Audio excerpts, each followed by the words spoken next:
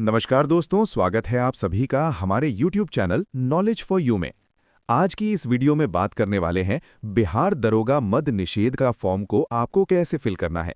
तो मैं इस वीडियो में पूरा स्टेप बाय स्टेप प्रोसेस बताने जा रहा हूं। आप यहां फॉर्म को कब तक फिलअप कर सकते हैं, तो आप यहां पर 27 जनवरी से लेकर 27 फरवरी 2026 तक का फॉर्म को फिलअप कर सकते हैं। अगर फॉर्म भरते समय किसी भी प्रकार की समस्या आ रही है तो कॉमेंट कीजिए। तो सबसे पहले आपको अप्लाई करने के लिए इस पोर्टल पर आना है। एडवर्टाइजमेंट को रीड आउट ज़रूर कर लें अप्लाई करने से पहले, और उसके बाद जब आप यहां पर जो नोटिफिकेशन है इसे रीड आउट कर लेते हैं, इसके बाद आप रजिस्टर एंड मेक पेमेंट वाले ऑप्शन पर क्लिक करेंगे। इसके बाद फ्रेंड्स आपके सामने यहाँ पर इंस्ट्रक्शंस आ जाएंगे। इंस्ट्रक्शंस आप इंग्लिश या हिंदी जैसे भी पढ़ना चाहें वो आप यहाँ पर पढ़ सकते हैं। आपके अकॉर्डिंग आपको यहाँ पर सारी जानकारी देखने को मिल जाती है। इसके बाद नीचे आने पर आपको यहाँ पर डिक्लेयर करना होगा। डिक्लेयर करने के बाद प्रोसीड करना होगा रजिस्ट्रेशन करने के लिए।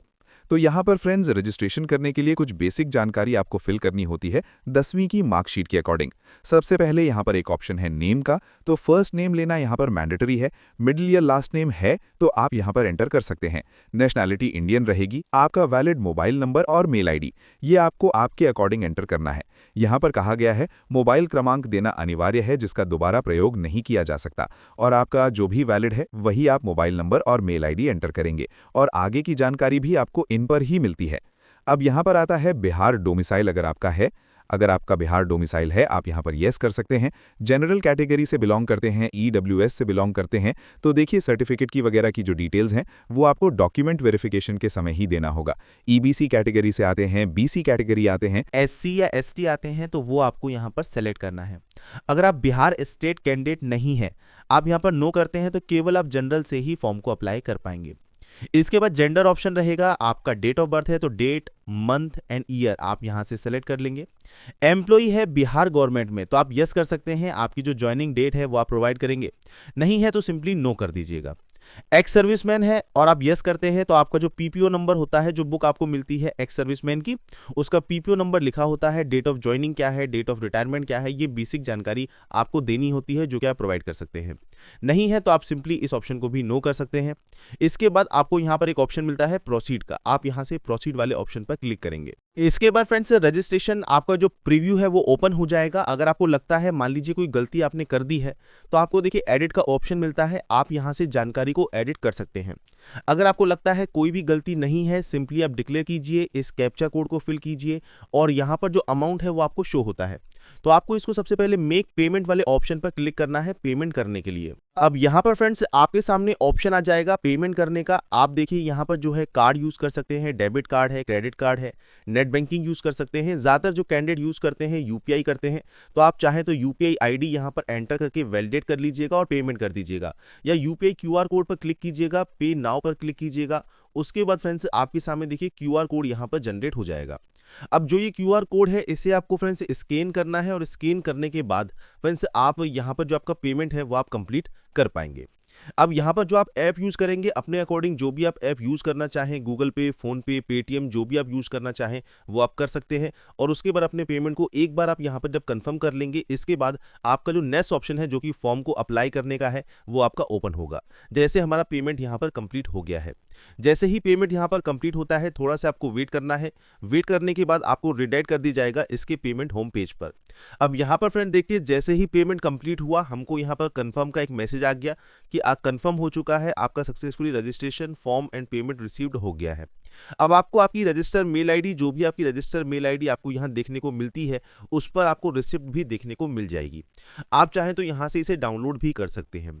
अब यहाँ पर देखिए अगर मान लीजिए रजिस्ट्रेशन में कोई गलती कर दी है, आप कैंसिल रजिस्ट्रेशन करना चाहें तो वो भी कर सकते हैं, पर आपको फ्रेंड्स फीस है वो आपको रिफंड नहीं होगी। इसके बाद आप proceed to fill application form पर क्लिक करेंगे। इसके बाद फ्रेंड्स यहाँ पर आपके सामने दोबारा से इंस्ट्रक्शंस पेज ओपन हो जाएगा। इंस्ट्रक्शंस को ध्यान से चेक कर लीजिएगा। अब यहाँ पर देखिए क्या क्या जानकारी आपको फिल करनी है वो आप इंग्लिश या हिंदी में आप चेक कर सकते हैं। आपके पते का विवरण, शैक्षणिक योग्यता, इसके अलावा फोटो अपलोड करने के लिए निर्देश आपको दिया गया है। पासपोर्ट साइज फोटोग्राफ रहेगी, 2 माह के अंदर आपका खींचा हुआ होना चाहिए फोटोग्राफ अच्छी क्वालिटी का होना चाहिए। 50 केबी से कम होना चाहिए। दोनों कान स्पष्ट रूप से दिखाई देने चाहिए। इसके अलावा फ्रेंड्स यहाँ पर देखिए आपके जो हस्ताक्षर हैं वो आप यहाँ पर हिंदी और अंग्रेजी दोनों में ही आप इसे अपलोड करेंगे, तो आपको पहले ही स्कैन करवा के अपने पास रख लेना है। हस्ताक्षर काली शाही में सफ़ेद कागज़ पर होंगे और इसका भी साइज़ 25 केबी से कम रहेगा। तो ये फ्रेंड्स इंस्ट्रक्शंस आपको दिए गए हैं, आप यहाँ पर चेक कर सकते हैं। इसके बाद आप नीचे आएंगे, डिक्लेयर करेंगे, proceed to fill application form पर क्लिक करेंगे।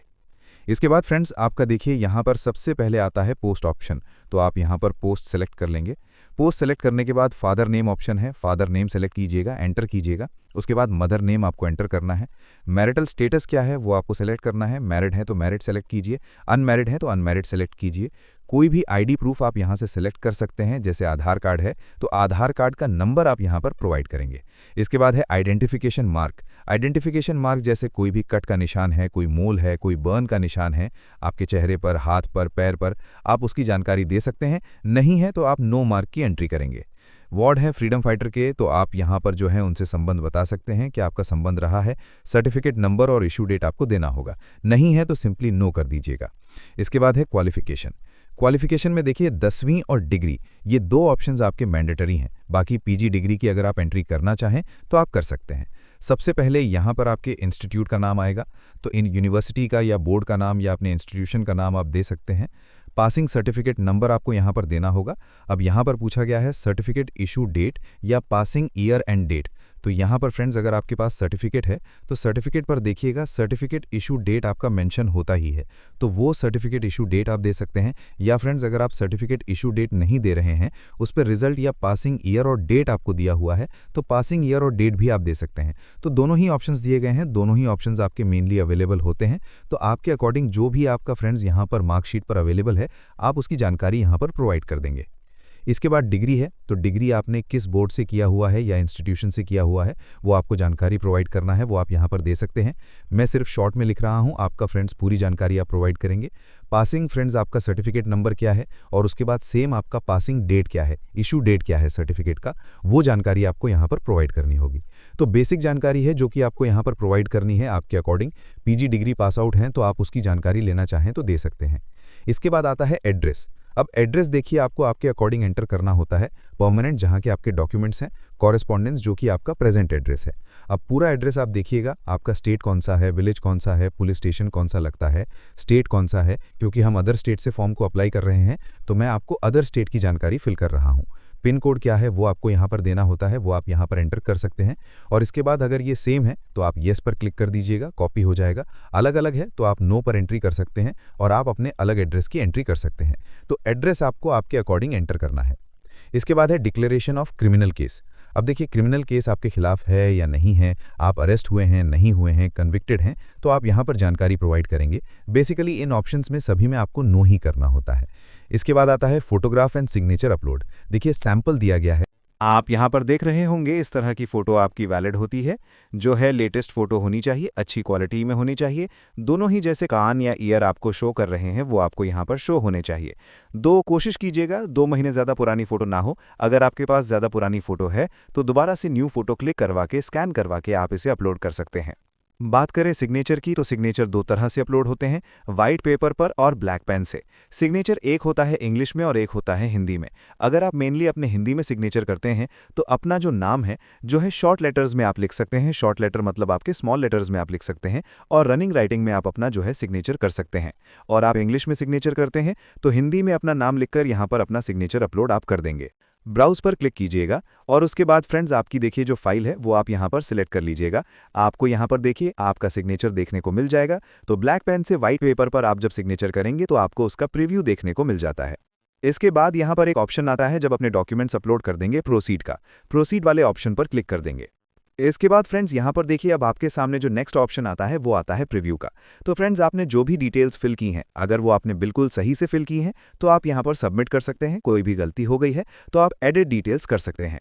इसके बाद आप यहाँ से डेटा को डिक्लेयर कीजिएगा, इस कैप्चा कोड को फिल करना है और उसके बाद अगर आप सेटिस्फाई हैं, कोई भी गलती नहीं है, तो आप यहाँ पर सबमिट एप्लीकेशन करेंगे। आपका जो एप्लीकेशन फॉर्म है वो फाइनली सबमिट हो जाएगा। इसके बाद फ्रेंड्स आपका देखिए जो फॉर्म है वो प्रोविजनली सबमिटेड यहाँ पर हो जाएगा और यहाँ से आप प्रिंट एक्नॉलेजमेंट कर सकते हैं। मींस आपके एप्लीकेशन फॉर्म को आप यहाँ पर डाउनलोड कर सकते हैं। तो चलिए मिलते हैं किसी नेक्स्ट वीडियो में। ऐसे ही देखते रहिए हमारा YouTube channel knowledge for you. Video अच्छा लगे तो लाइक करें, सब्सक्राइब करें और शेयर ज़रूर करें अपने दोस्तों में। तब तक के लिए जय हिंद।